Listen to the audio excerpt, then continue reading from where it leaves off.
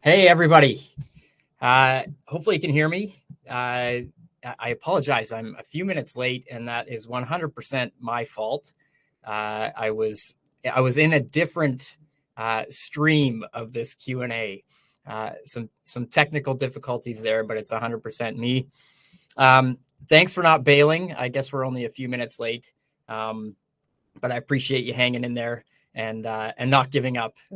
Hey, that's a good lesson for triathlon. Don't ever give up. My name is Jasper Blake. This is our second Q&A at the My Endurance Hub space. And last week was just awesome. We had so much participation. It was really, really great. And lots of really, really good questions. It took us, I guess almost an hour to get through them, which was really, really great. Really appreciated everybody jumping in there with such great questions. And like I always say, if you have a question, chances are somebody else will have the same question. So there's no such thing as a bad question. Just a couple housekeeping items. If you want to ask a question, please enter your question in the chat. I'll be keeping track of the chat. That's really the best way to do it. You can also use the raise your hand function, which is at the bottom of the screen. Go in the chat, though. I'm much more likely to see it there, and I'm keeping track of that thread there. This is live, this Q&A. So let's keep your questions PG rated. And if you want to check out this Q&A after, or any of the other Q&As, you can certainly get into the My Endurance Hub space, and you'll find all previously recorded Q&As in the back end there. And I'd encourage you to do so, because there's probably some topics that we might not cover here that we'll certainly cover there. I see some questions popping in now, which is really great, and I'll get to them. Yeah, I think that's it for our housekeeping items. So we might as well just jump right in. Did I introduce myself? Jasper Blake. I'm the head coach at the My Endurance Hub space. Long-time professional triathlete. I raced for about 2 decades as a pro triathlete, and now I've been running my coaching business for about 15 years now. So lots of experience, both from an academic side and a coaching side, as well as a practical side as an athlete. Lots of questions coming in here, so I'll be quiet about myself, and we'll just jump right in. Let's start with Kevin. Kevin, thanks for the question. Can you talk about bonking? I'm not sure what that is or how to avoid it. Great question. Bonking is when we run out of muscle glycogen. So our bodies have about 60 to 90 minutes of stored muscle glycogen. And what does that mean? Well, when we start exercising at higher intensities, we depend on that stored glycogen for energy. So we grab those carbohydrate molecules and we break them down, and from there we get ATP, and ATP is like those little energy units. That's what we need to keep going. But we only have so much stored carbohydrate or muscle glycogen. That's the form it's in. And when we run out of that, it's called bonking. And anybody who's done a bike ride or a run that's sort of 90 minutes, 2 hours, certainly when you get beyond 2 hours, if you're not replacing your carbohydrate stores, you can bonk. It's a really awful feeling. You get quite lightheaded, very unmotivated, sometimes a bit sleepy. And basically it's because your body doesn't have the ability to grab energy from one of its primary sources, which is fat, carbohydrate, or protein. If intensity is high, it really depends on those carbohydrate stores.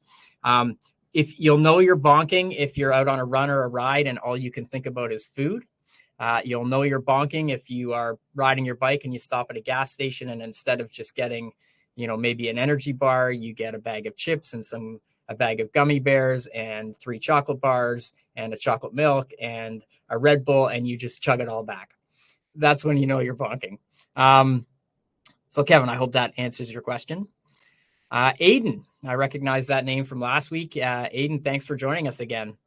Do triathlons have the same PED, so that is performance enhancing drugs / steroid use issues that sports like cycling has?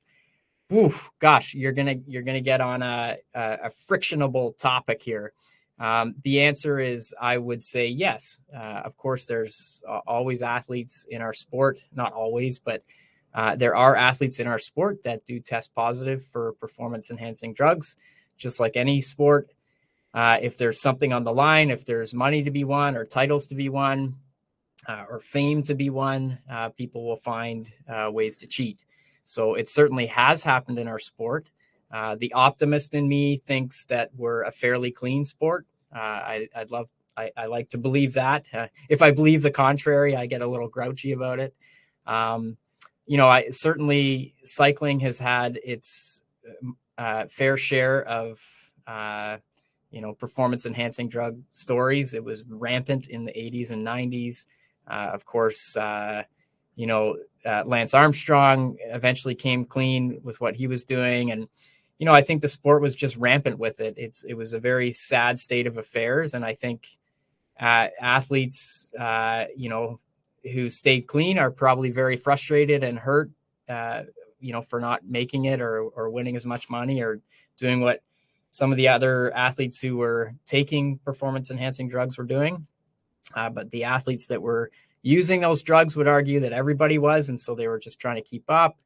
It's tough. I mean, I have a pretty clear line in the sand. My own opinion is we set rules around sport, whether it's you can hit the line in a tennis match or, there's rules around sport. And if you break those rules, it's a pretty clear line for me.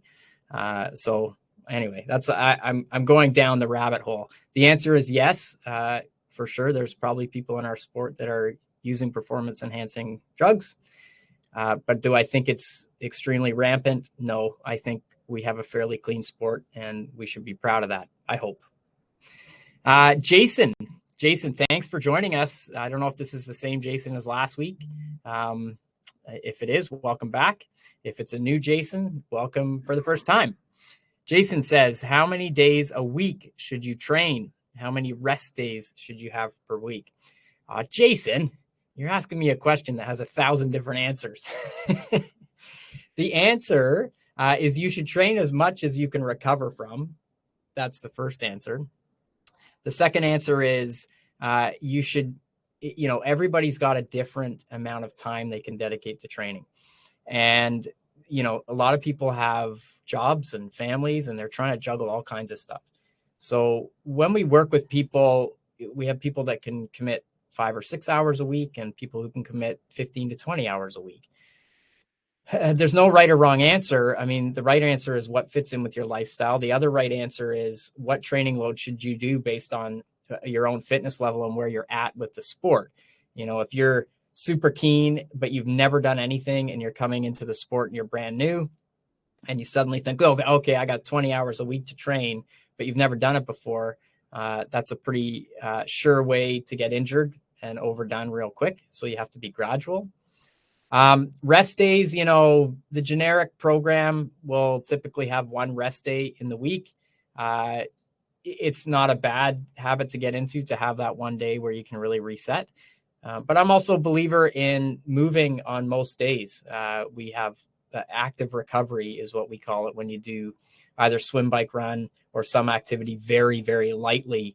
And it's a great way to help facilitate recovery. So some athletes don't even take a day off, but they'll have 1 or 2 days a week that are very, very easy.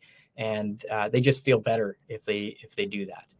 How many days a week should you train? Well, it depends what you're getting ready for. It depends the length of the thing you're getting ready for. It depends on your history in the sport. If you're brand new to swimming, I certainly wouldn't recommend swimming 7 days a week.